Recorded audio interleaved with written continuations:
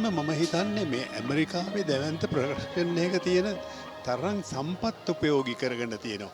ඒ පසුතල දර්ශන ඒ පිරිස් ඒ හැම එකක්ම මහා දැවැන්ත යුද්ධයක් අපිට ඇත්තටම ඒ වගේ නිර්මාණය වුණේ නිර්මාණයක් නෙවෙයි ඇත්තටම එහෙම සිදු කළ දෙයක්ද කියලා ඉදිරියට තරම්. ඊළඟට මම රංගපෑම් ගැන කතා කරන්න ඕන.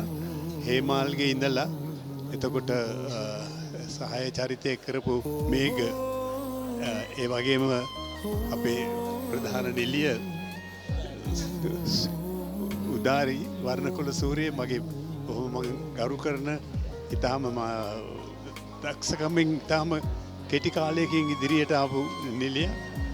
ඉතින් ඇත්තටම මේකේ අවසානයේ එකක් ලයිකා ප්‍රොඩක්ෂන්ස් වලට මම ස්තුතිවන්ත වෙන්න ඕන මේ වගේ අපේ රටට ආඩම්බර වෙන්න පුළුවන් මේ තරම් තාක්ෂණයකින් මේ තරම් දියුණු මට්ටමේ හොලිවුඩ් මට්ටමේ චිත්‍රපට අපිට හදන්න පුළුවන් කියලා ඊළඟට අපිටත් ආඩම්බරෙන් ලෝකයට ඉදිරිපත් කරන්න පුළුවන් තරම් දැවැන්ත නිර්මාණයක් ජයන්ත නිර්මාණය කරලා තිනවා. ජයන්ත හැමදාම මහා පරිමාණයෙන් දේවල් කරන කෙනා මෙවර ඒ වඩාත් සාර්ථකව ඉදිරිපත් කරලා තියෙනවා. අද සිනමාව මේ තරම් තාක්ෂණයෙන් අනිත් නිර්මාණ කටයුතු සියල්ල අතින් මේ තරම් මට්ටමකට ඔසවා තියන්න පුළුවන් කියලා අපේ ශිල්පීන්ට වෙන්නලා තියෙන එක මට ලොකම සන්තෝෂයක් දැනෙනවා.